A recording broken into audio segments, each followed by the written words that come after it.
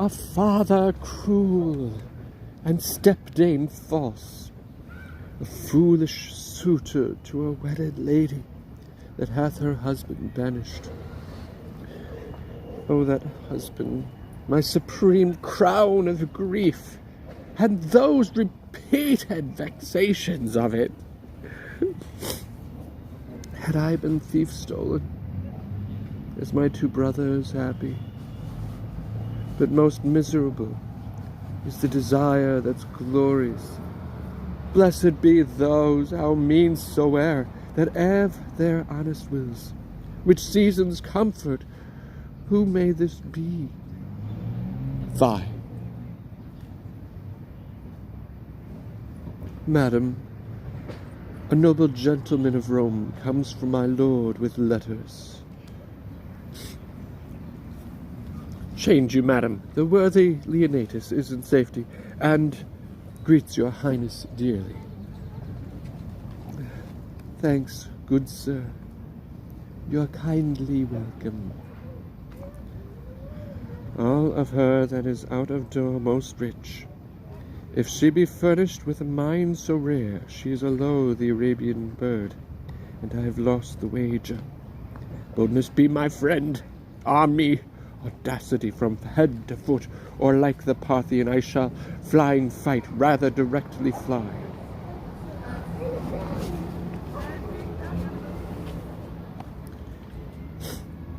He is one of the noblest notes to those whose kindnesses I am most infinitely tied.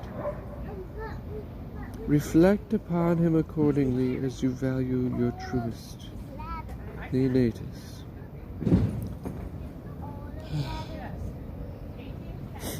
So far I read aloud, but even the very middle of my heart is warmed by the rest and takes it thankfully. You are as welcome, worthy sir, as I have words to bid you, and shall find it so in all that I can do. Thanks, fairest lady. What, are men mad? Hath nature given them eyes to see the vaulted arch and the rich crop of sea and land, which can distinguish twixt the fiery orbs above and the twin stones upon the numbered beach?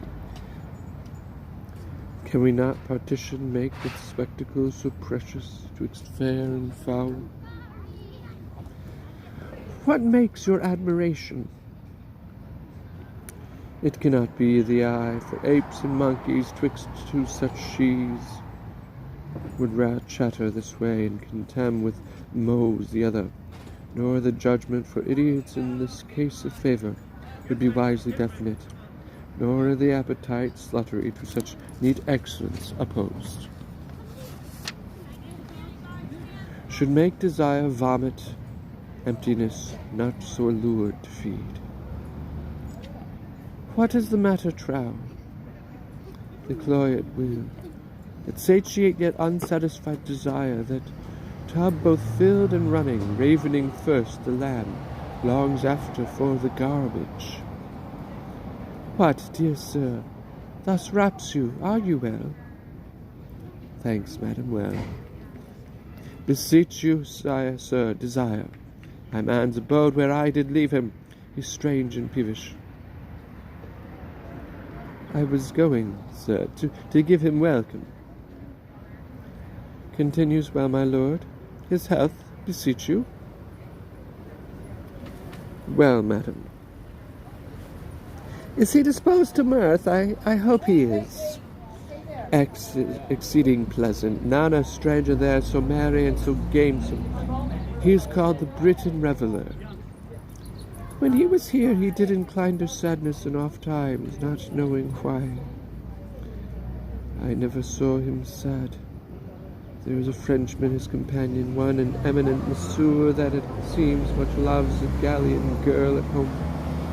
He furnaces the thick sighs from him, was the jolly Briton your lord, I mean laughs from free lungs, cries, "Oh, can my sides hold, to think that man who knows by history report of his own proof, what woman is, yea, what she cannot choose, but must be will's free hours languish for sure bondage." Will my lord say so? Ay, madam.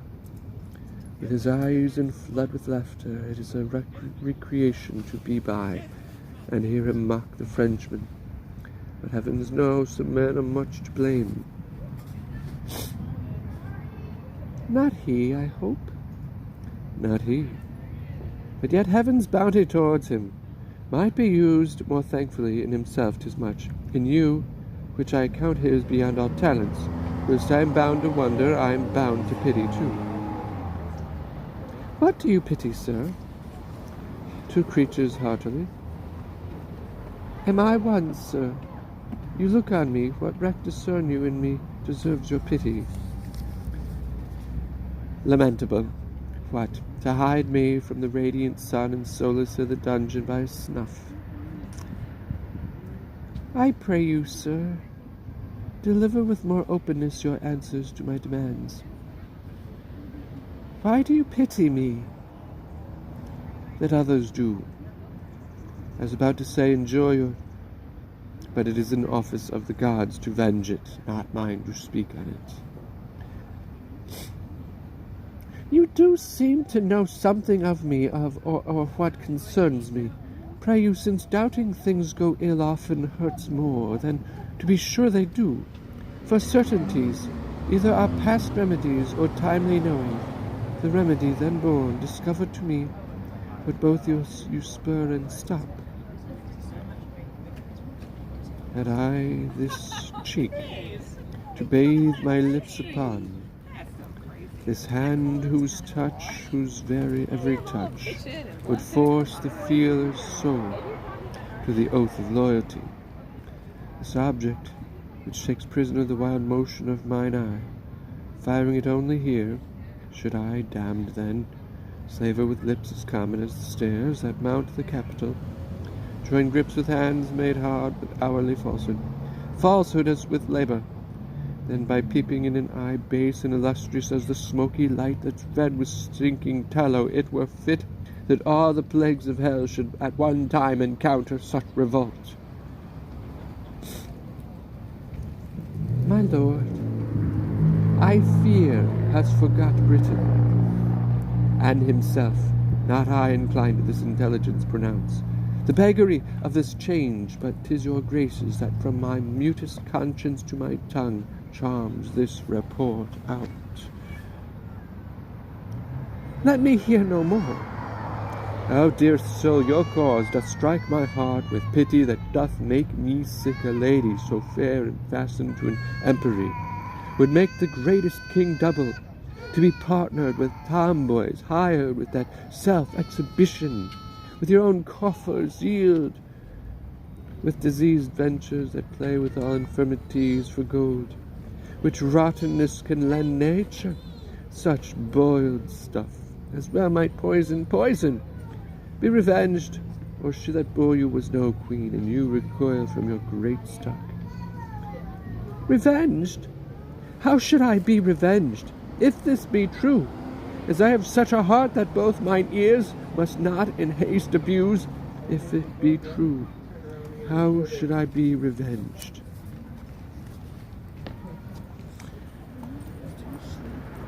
Should he make me live like Diana's priest betwixt cold sheets, whiles he is vaulting variable ramps in your despite upon your purse? Revenge it. I dedicate myself to your sweet pleasure, more noble than that runagate into your bed, and will continue fast to your affection, still close as shoe. What hope, Pisanio?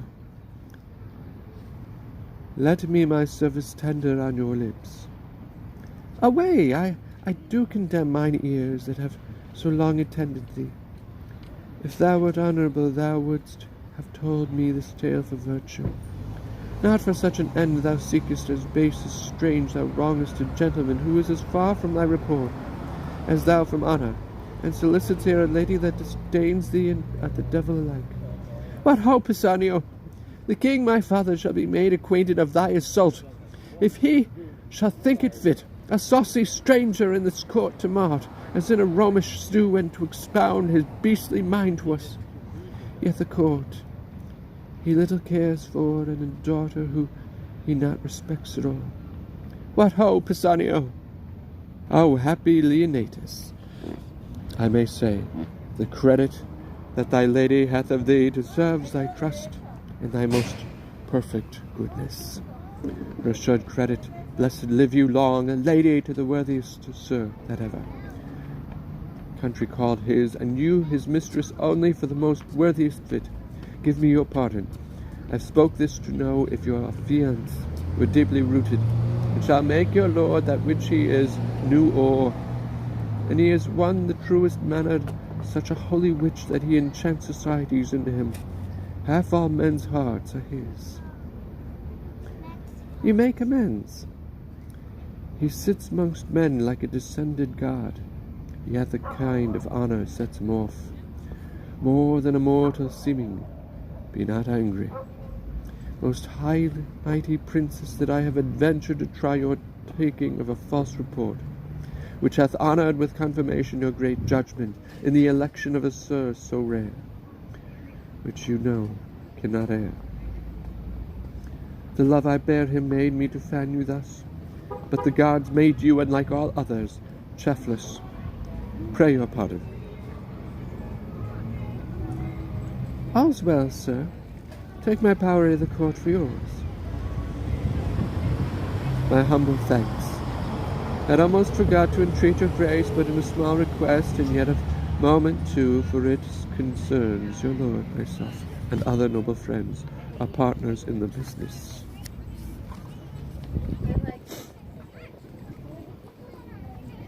Pray, what is it? Some dozen Romans of us and your lord, the best feather of our wing, have mingled sums to buy a present for the emperor, which I, the factor for the rest, have done in France. This plate of rare device and jewels of rich and exquisite form, their values great. And I am something curious, being strange, to have them in safe stowage. May it please you to take them in protection. Willingly, and pawn mine honour for their safety. Since my lord hath interest in them, I will keep them in my bedchamber. They are in a trunk attended by my men. I will make bold to send them to you only for this night. I must aboard tomorrow. Oh, no, no. Yes, I beseech, or I shall short my word by lengthening my return from Gallia across the seas on purpose and on promise to see your grace. I thank you for your pains, but not away tomorrow. Oh, I must, madam. Therefore I shall beseech you, if you please, to greet your lord with writhing. Do it tonight. I have outstood my time, which is material to the tender of our present. I will write. Send your trunk to me. It shall be safe, be kept, and truly yielded you. You are very welcome.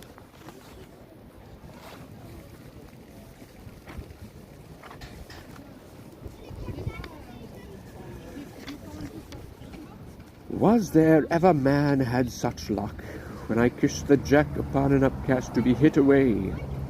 I had £100 on it, and then a horse on jackanapes must take me up for swearing, as if I borrowed mine oaths of him, and might not spend them at my pleasure. What got he by that you have broke his pate with your bow? If his wit had been like him that broke it, it would have run all out. When a gentleman is disposed to swear, it is not for any standers-by to curtail his oaths, No, my lord, nor crop these of them. Horse and dog, I gave him satisfaction. Would he had been one of my rank, to have smelled like a fool. I am not vexed more at anything in the earth. A pox on it. I'd rather not be so noble as I am. They dare not fight with me because of the queen my mother. Every jack-slave hath his belly full of fighting, and I must go up and down like a cock that nobody can match. You are cock and capon too, and you crow cock with your comb on. Sayest thou It is not fit your lordship should undertake every companion that you give offence to. No, I know that, but it is fit I should commit offence to my inferiors. Aye, it is fit for your lordship only. Why, so I say. Did you hear of a stranger that comes to court tonight? A stranger, and I know not on it. He's a strange fellow himself, and knows it not. There's an Italian come, and is thought one of Leonatus' friends. Leonatus, a banished rascal, and he's another whatsoever he be. Who told you of this stranger? One of your lordship's pages. Is it fit that I were to look upon him? Is there no derogation in it? You cannot derogate, my lord. Not easily, I think. You are a fool, granted, therefore your issues being foolish do not derogate. Come, I'll go see this Italian. What I have lost today at bowls, I'll win tonight of him. Come, go. I'll attend, my lordship, that such a crafty devil as his mother should yield the word of this ass. A woman that bears all down with her brain, and this her son cannot take 2 from 20, for his heart and leave 18. Alas, poor princess, thou divine Imogen, what thou endurest betwixt a father by thy step-dame governed, a mother hourly coining plots, a wooer more hateful than the foul expulsion is of thy dear husband, than that horrid act of the divorce he'd make. The heavens hold firm the walls of thy dear honour. Keep unshaked that temple, thy fair mind, that thou mayest stand to enjoy thy banished lord and this great land.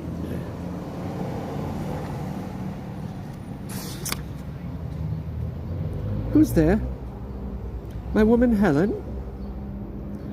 Please you, madam. What hour is it? Almost midnight, madam. I have read 3 hours, then. Mine eyes are weak. Throw down the leaf where I have left to bed. Take not away the taper. Leave it burning. If thou canst awake by 4 o'clock, I prithee call me. Sleep hath seized me wholly.